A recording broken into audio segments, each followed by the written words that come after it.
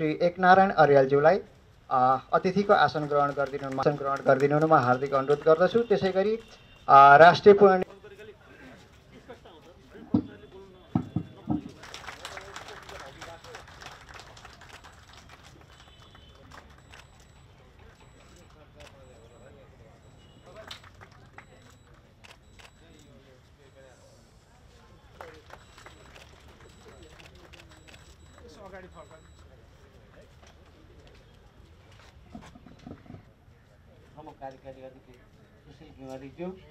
मन्त्रालयका श्रीमान सचिव श्री रामप्रसाद थपलियाज्यूलाई यस हस्तान्तरण त्यस निर्देशक समितिले हामीलाई चाहिँ कुन कुन सदस्यज्यूहरू निर्देशक समितिका पदाधिकारीज्यूहरू गरिसकेको छ, जस अन्तर्गत चाहिँ निजी जिमालीको तर्फबाट सिटी श्री नारायण बहादुर श्रेष्ठ प्राधिकरणको निर्देशक समितिले निर्णय गरे अनुसार हामीहरू यो भदौ मसान्तभित्रमा चाहिँ हस्तान्तरणका कार्यक्रमहरू अब सिएलपिआइयु डिएलपिआइयुका कार्यहरू पुरा गर्न गइरहेका छौँ।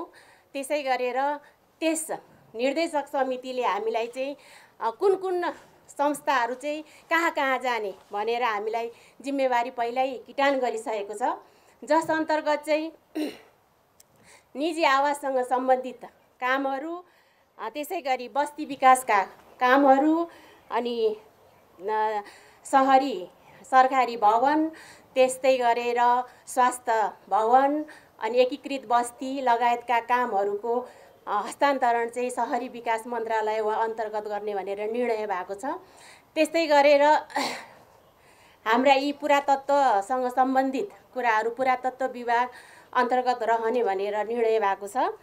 अनि शैक्षिक संस्थाहरूको पुनर्निर्माण गर्ने कामहरू बाँकी रहेका जति चाहिँ शिक्षा विज्ञान तथा प्रविधि मन्त्रालय वा अन्तर्गत हस्तान्तरण गर्ने,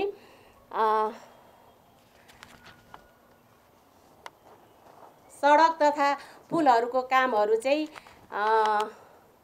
गुम्बा व्यवस्थापन समितिको समन्वयमा सङ्घीय मामिला तथा सामान्य प्रशासन मन्त्रालय अन्तर्गत स्थानीय पूर्वाधार विभागमा हस्तान्तरण गर्ने भनेर निर्णय भएको छ। सबैमा नमस्कार। आज हामी यो नेता ग्रहण गरिदिनु हुन म राष्ट्रिय पुनर्निर्माण प्राधिकरणका प्रमुख, राष्ट्रिय पुनर्निर्माण प्राधिकरण र अन्य मन्त्रालय विभागबाट पाल्नुभएका श्रीमान औपचारिक रूपमा सहयोग गरेका छौँ। यसै क्रममा अब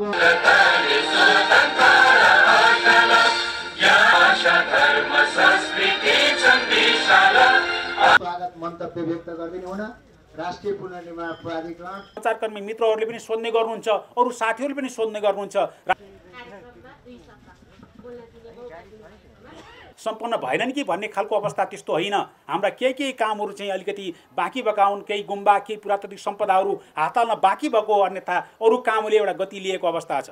दोस्रो कुरा म यहाँहरूको बिचमा के राखौँ भन्दा पुनर्निर्माणको यो कामलाई हस्तान्तरण गर्दै गर्दा हामीले चाहिँ जुन निकायहरूलाई चाहिँ यो हस्तान्तरण गरिराखेका छौँ, एउटा आशंका मलाई सञ्चारकर्मी मित्रहरूले पनि सोध्ने गर्नुहुन्छ, अरू साथीहरूले पनि सोध्ने गर्नुहुन्छ, राष्ट्रिय पुनर्निर्माण प्राधिकरणले चाहिँ यो हस्तान्तरण गर्दाखेरि कहीँ त्यो अन्यलता सृजना हुने त होइन, त्यो काम चाहिँ कहीँ चाहिँ अलिकति बाँकी भएको काम चाहिँ क्लोजिङमा नपुग्ने त होइन, यो खालको कुराहरू चाहिँ सोध्ने गर्नुहुन्छ।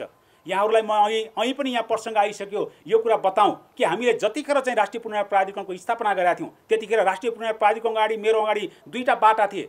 एउटा मैले चाहिँ तलसम्म राष्ट्रिय पुनर्निर्माण प्राधिकरणको आफ्नै जनशक्ति र संरचना बनाएर चाहिँ लिएर जाने, दोस्रो नेपाल सरकारका सम्बन्धित संरचनाहरूभित्र एउटा स्पेसल इन्टिटीहरू क्रिएट गर्ने र त्यहाँभित्रबाट चाहिँ सञ्चालन गरेर लिएर जाने, त्यहीँको चाहिँ नेपाल सरकारका जनशक्तिहरू जो सेक्टरल जनशक्ति हो त्यो जनशक्तिलाई परिचालन गरेर लिएर जाने हामीले दोस्रो विकल्प अवलम्बन गऱ्यौँ। त्यसको पछाडिको एउटा उद्देश्य के थियो भन्दाखेरि इन्स्टिट्युसनल मेमोरीको कुरा थियो, दिगोपनाको कुरा थियो र भोलिका दिनमा आजको दिनमा उभिएर आउँदाखेरि चाहिँ यसलाई हस्तान्तरण गरेर पछाडि त्यो कामको जुन जिम्मेवारी लिएर जानुपर्छ, जाँदाखेरि सम्बन्धित कर्मचारीहरू सम्बन्धित संस्थागत संरचनाले त्यसलाई ओनरसिप लिएर जाने अवस्था सिर्जना होस् भन्ने हाम्रो उद्देश्य थियो। आजको दिनमा फर्केर हेर्दाखेरि हामीले लिएको त्यो मोडेल एक खालको हाइब्रिड मोडेल भनौँ, त्यो चाहिँ स्पेसल तपाईँको मिनिस्ट्रीभित्र चाहिँ तपाईँको संरचनाभित्र एउटा स्पेसल इन्टिटीहरू क्रिएट गर्ने र त्यहाँ चाहिँ सम्बन्धित मन्त्रालयका चाहिँ जनशक्तिलाई परिचालन गरेर काम गर्ने जुन दृष्टिकोण अवलम्बन गऱ्यौँ त्यो वास्तवमा सही दृष्टिकोण थियो हाम्रो। त्यो कुरा चाहिँ आजको दिनमा देखिएको छ र अहिले हामीले हस्तान्तरण गर्दाखेरि कामको हस्तान्तरण मात्रै गरेका छैनौँ, जनशक्तिको मात्रै चाहिँ हामीले चाहिँ गरिराखेका छैनौँ, समग्र संस्थाको संरचना नै छ हस्तान्तरण गरेका छौँ। शहरी विकास मन्त्रालय अन्तर्गत चाहिँ विभाग अन्तर्गत रहने केन्द्रीय आयोजना कार्यान्वयन इकाइ हाम्रो भवन यथावत रहनेछ। त्यस्तै गरेर जिल्ला आयोजना कार्यान्वयन इकाइ भवन र आवासको कामहरू चाहिँ जिल्लामा चाहिँ त्यो संरचना रहनेछ। आवाससँग सम्बन्धित हाम्रो अनुदान व्यवस्थापनसँग सम्बन्धित चाहिँ हाम्रो चाहिँ जुन इकाइ छ त्यसका कर्मचारीहरू अब हाम्रो चाहिँ भवनतर्फ चाहिँ त्यसमा चाहिँ मर्ज भएर जानेछन्। त्यसो हुँदाखेरि हिजो जसले जहाँ बसेर काम गर्नुभयो उहाँहरूले त्यही ठाउँमा बसेर यो कामहरूलाई अगाडि बढाउनुहुनेछ र सम्बन्धित मन्त्रालयबाट त्यो कामलाई अगाडि बढ्नेछ। त्यसो हुँदाखेरि चाहिँ प्राधिकरणले अहिले शिक्षा मन्त्रालयको कुरा गर्दाखेरि शिक्षा मन्त्रालय अन्तर्गत केन्द्रीय आयोजना कार्यान्वयन इकाइ र त्यस अन्तर्गत जिल्लामा रहेका हाम्रो चाहिँ शिक्षा विकास तथा समन्वय इकाइहरू जुन छन् त्यो इकाइ अन्तर्गत चाहिँ तपाईँको चाहिँ मर्ज भएर त्यहाँबाट चाहिँ जानेछन्। त्यसो हुँदाखेरि हिजोका जनशक्तिहरू परिचालित हुनेछन्। त्यसो हुँदाखेरि त्यहाँ चाहिँ कामको अन्योलताको अवस्था बन्ने छैन। पुरातत्व विभागको हकमा त हामी पुरातत्व विभागलाई नै परिचालन गऱ्यौँ, त्यहाँ छुट्टै अर्को संरचना बनाएनौँ। त्यो विभागले चाहिँ स्वाभाविक ढङ्गले चाहिँ त्यो कामलाई अगाडि बढाउनेछ र यसको साथसाथै आउने पुस 9 गतेसम्मको अवधिमा राष्ट्रिय पुनर्निर्माण प्राधिकरण कहीँ गइराखेका छैन। हामी यहीँनिर छौँ। हामीले के सोच्यौँ भन्दाखेरि दुईवटा विकल्प थिए हाम्रो अगाडि। एउटा राष्ट्रिय पुनर्निर्माण प्राधिकरणको यो अवधिभित्रमा अलिकति यो काम जति छ पुस 9 गतेसम्म त्यो कामलाई टुङ्गो लगाउने ढङ्गले जाउँ, एउटा त्यो विकल्प थियो हाम्रो अगाडि। दोस्रो विकल्प होइन, त्यसो होइन, सम्बन्धित मन्त्रालय र निकायबाट चाहिँ यसलाई चाहिँ हस्तान्तरण गरेर जाउँ। राष्ट्रिय पुनर्निर्माण प्राधिकरणले गर्नुपर्ने सम्बन्ध र सहजीकरण समन्वय र चाहिँ अनुगमनसँग सम्बन्धित कामहरूलाई चाहिँ प्राधिकरण मार्फत चाहिँ गर्ने गरेर जाउँ। हामीले दोस्रो विकल्प चाहिँ त्यसलाई लामो छलफल गरेर त्यसलाई चाहिँ लियौँ। यसको पछाडिको कारण के थियो भन्दा हामी सम्बन्धित मन्त्रालयमा जब हस्तान्तरण गर्छौँ गरेपछि राष्ट्रिय पुनर्निर्माण प्राधिकरणको आफ्नो अवधिभित्र यो 3-4 महिनाको अवधिभित्रमा हामी ती निकायहरूलाई सशक्त बनाउनेछौँ। त्यसको क्षमता कहीँनिर चाहिँ ग्याप भयो भने त्यसलाई चाहिँ परिपूर्ति गर्नेछौँ, कानुनी आधारहरू चाहिँ दिनेछौँ, नीतिगत आधारहरू दिनेछौँ। त्यसो गरेपछि हाम्रो चाहिँ प्राधिकरणको जतिखेर चाहिँ अब क्लोजिङ हुनेछ पौष 9 गते त्यतिखेरको समयसम्म हामी सन्तुष्टिका साथ चाहिँ भन्न सक्नेछौँ ती निकायहरूमा के कामहरू चाहिँ बाँकी भएका कामहरू तत्त निकायले क्रमशः बनाएर चाहिँ लिएर जानेछन्। साथसाथै त्यसो गर्दा गर्दै हामीलाई चाहिँ सरकारले के भन्यो भन्दा निर्देशक समितिले निर्देशन गर्यो भन्दा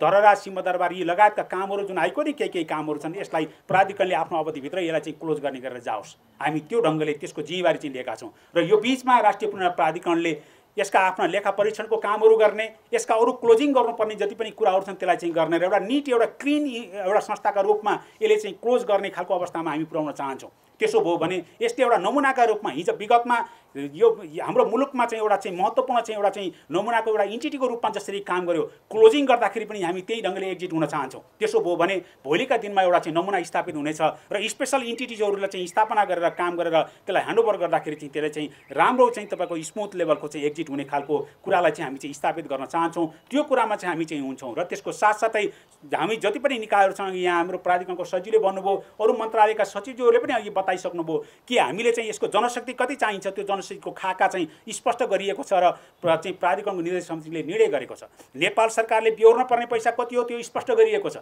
विभिन्न दात्री निकायले कति रकम दिने हो त्यो स्पष्ट गरिएको छ। जति पनि कामहरू छ काम मात्रै होइन, त्यसको लागि चाहिने स्रोत साधन, त्यसको लागि चाहिने जनशक्तिको चाहिँ स्पष्ट खाका र त्यो अनुसारको चाहिँ ती व्यवस्थापन गरेर चाहिँ ह्यान्डओभर गरिएको छ र त्यसको साथसाथै त्यसलाई चाहिँ गर्नुपर्ने अरू सहयोगको निम्ति प्राधिकरण आफ्नो ठाउँमा चाहिँ रहिरहेको छ।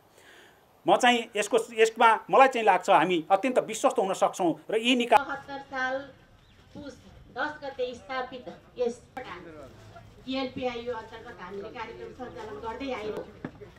9 गते यस प्राधिकरण मित्रहरू यहाँहरू सबै हुनुहुन्छ, हामीलाई थाहा, यहाँहरूले चाहिँ लेखी पनि राख्नु भएको छ। त्यसै गरी बस्ती विकासका कामहरू अनि गर्ने भनेर निर्णय भएको छ। त्यसै गरेर जनताले प्राप्त गरेको पैसामा कहीँनिर पनि तपाईँको त्यहाँनिर चाहिँ चुहावट हुने खालको अन्तर्गत हस्तान्तरण गर्ने सामान्य प्रशासन मन्त्रालय अन्तर्गत स्थानीय पूर्वाधार 92% जनताहरूले सुरक्षित घर बनाउने कुराको जनताले आफैले बनाएर चाहिँ जसरी घर बन्ने कुराको सुनिश्चितता भएर गयो। मलाई लाग्छ भूकम्पको चाहिँ प्रविधि जनताको तहमा हस्तान्तरण भएर गयो। मलाई लाग्छ एउटा ठुलो चाहिँ उपलब्धि हो। भोलिका दिनमा बन्ने घरहरू सुरक्षित घर बन्ने छन्। कम्तीमा 32 जिल्लामा बन्ने घरहरू जनताले सुरक्षित बनाउने कुराको चाहिँ त्यसको नलेज जनताले प्राप्त गरेको छ। मलाई लाग्छ यो सानो उपलब्धि होइन। हामीले चाहिँ जनताको चाहिँ ठाउँमा पैसा पुर्याउँदाखेरि करिब 250 अरब जति चाहिँ पैसा जनतालाई चाहिँ पुर्यायौँ। सञ्चारकर्मी मित्रहरू यहाँहरू सबै हुनुहुन्छ, हामीलाई थाहा, यहाँहरूले चाहिँ लेखी पनि राख्नु भएको छ। वास्तवमा हामीले दिएको पैसा लिकेज प्रुफ सिस्टम बनाएर चाहिँ दियौँ। जनताले प्राप्त गरेको पैसामा कहीँनिर पनि तपाईँको त्यहाँनिर चाहिँ चुहावट हुने खालको स्थिति सिर्जना गरेनौँ। सूचना प्रविधिको प्रयोग र बैङ्किङ प्रणालीको प्रयोग गरेर चाहिँ त्यसलाई एउटा अनुकरणीय एउटा नमुनाको रूपमा चाहिँ हामीले स्थापित गऱ्यौँ र चाहिँ जनताको हातमा पैसा पुग्ने कुरालाई सुनिश्चित गऱ्यौँ। अब नेपाल हाम्रो मुलुकको लागि सरकारको लागि एउटा सिस्टम बनेको छ, एउटा प्रणाली स्थापित भएको छ र त्यो मार्फत चाहिँ अब भोलि भविष्यमा गर्ने सरकारले को तर्फबाट गर्नुपर्ने सेवा सुविधाहरू प्रदान गर्ने एउटा प्रणाली चाहिँ हामीले अवलम्बन गर्न सक्छौँ।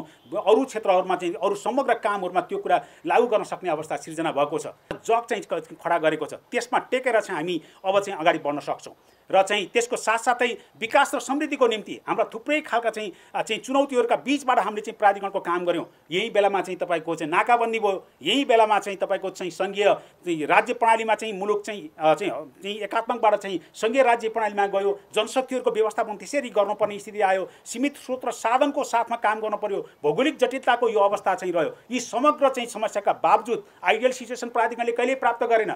बजेट र रिसोर्समा पनि चाहिँ हामी चाहिँ सीमित स्रोत र साधनबाट काम गऱ्यौँ, तर त्यति भित्रबाट पनि चाहिँ काम गर्न सकिँदो रहेछ भन्ने कुरा चाहिँ तपाईँ हामीले चाहिँ देखाउन सकेका छौँ। यसले के विश्वास जागृत गरेको छ समग्र मुलुकमा भन्दाखेरि चाहिँ विकास र समृद्धिको जुन यात्रा हामीले तय गरेका छौँ, नेपालले जुन तय गरेका छ त्यो सम्भव छ, त्यसको निम्ति गर्न सकिने रहेछ। हाम्रै जनशक्ति, हाम्रै चाहिँ तपाईँको यो ह्युमन क्यापिटललाई चाहिँ परिचालन गरेर सकिँदो रहेछ। यो स्वागत मन्तव्य व्यक्त गरिदिनु हुन राष्ट्रिय पुनर्निर्माण प्राधिकरण सञ्चारकर्मी मित्रहरूले पनि सोध्ने गर्नुहुन्छ, अरू साथीहरूले पनि सोध्ने गर्नुहुन्छ।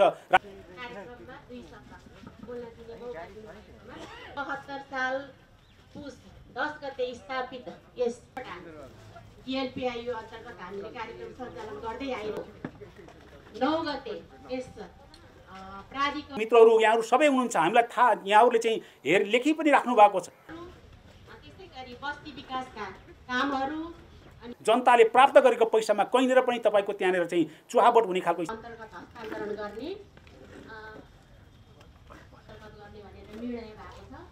त्यसै गरेर अब आउने चाहिँ मङ्सिर 21 देखि 23 गतेसम्म नेपालको पुनर्निर्माणको समग्र अनुभवका साथलाई अन्तर्राष्ट्रिय समुदायलाई चाहिँ साट्ने गरिकन बाँड्ने गरिकन हामीले जुन अन्तर्राष्ट्रिय सम्मेलन गर्दैछौँ त्यो अवसरमा नेपालले पुनर्निर्माणका सिकाइहरूको प्रस्तुतिकरण गर्नेछ। त्यसको साथसाथै हामीले हाम्रो मुलुकको चाहिँ विपद जोखिमबाट चाहिँ सुरक्षित मुलुक निर्माणको हाम्रो मार्गचित्र के हो, हामीले त्यसको निम्ति चाहिने चाहिँ टार्गेट गोल्सहरू के हुन् र त्यसमा चाहिँ कतिसम्मको रिसोर्स चाहिन्छ, हामीले अन्तर्राष्ट्रिय समुदायसँग अब नयाँ चरणमा चाहिँ अपेक्षा गरेको चाहिँ सहयोग चाहिँ के हुनसक्छ, यो कुरालाई चाहिँ हामी प्रस्तुत गर्ने गरेर त्यसको तयारीको काम अगाडि बढाएको छौँ। त्यसले यो प्राधिकरणले चाहिँ प्राप्त गरेको अनुभव र यसको जगमा टेकेर विपदबाट सुरक्षित मुलुक बनाउने कुराका निम्ति हामी नयाँ चरणको चाहिँ अगाडि जाने कुराको लागि चाहिँ सुनिश्चितता हुनेछ। त्यसमा राष्ट्रिय विपद जोखिम न्यूनीकरण तथा व्यवस्थापन प्राधिकरणलाई अझै थप सक्षम बनाउनलाई चाहिँ संस्थागत संरचना के बनाउनुपर्छ, यसको कानुनी चाहिँ हिसाबले चाहिँ के गर्नुपर्छ, यो विषयमा पनि हाम्रो त्यो चाहिँ त्यसलाई चाहिँ अगाडि ल्याउँदैछौँ। त्यसो हुँदाखेरि चाहिँ भोलिका दिनमा सुरक्षित नेपाल निर्माण गर्ने, विपदबाट अत्यन्त जोखिममा भएको हाम्रो यो मुलुक प्राकृतिक स्रोत र साधनले धनी छ तर सँगसँगै हामी विपदमा पनि त्यत्तिकै छौँ। यस्तो अवस्थामा हामीले यसलाई एउटा चाहिँ समृद्धिको एउटा यात्रा तय गर्नको लागि विपद जोखिमबाट सुरक्षित नबनाउँदासम्म हाम्रो समृद्धिको यात्रा तय हुन सक्नेवाला छैन। त्यसको निम्ति चाहिँ हामीले त्यो ढङ्गको तयारी चाहिँ अगाडि बढाइराखेका छौँ। सामान्य प्रशासन मन्त्रालय अन्तर्गत स्थानीय पूर्वाधार गरेको छु, मलाई विश्वास छ यससँग जोडेर जनशक्तिका कुराहरू, बजेट अनि त्यस पछाडि नारायण बहादुर श्रेष्ठ, त्यसै धन्यवाद यमुना म्याडम। यसको गन्तव्य नबरालिने किसिमबाट यहाँहरूले वाचडगको भूमिका क्रममा आइपुगेका छौँ। अब केही बेरमै यो हस्तान्तरण सरहरूले बढाउनु भयो, त्यो गतिमा नै काम अगाडि बढाउन सहयोग र साथ दिनुहुनेछ भन्ने कुरामा म विश्वास व्यक्त गर्न चाहन्छु र सदस्यज्यूहरू र प्रमुख कार्यकारी अधिकारीज्यूलाई पनि हाम्रो मन्त्रालय कतै डिरेल भयो भने यहाँहरूले सचेत नागरिकको हैसियतले, सचिवको हैसियतले मन्त्रालयको सचिवलाई र मन्त्रीज्यूलाई पनि यसको गन्तव्य नबरालिने किसिमबाट यहाँहरूले वाचडगको भूमिका निर्वाह गरिदिनु हुनेछ भन्ने कुराको अपेक्षा राख्दै प्राधिकारज्यूहरू कन्ट्रिब्युसन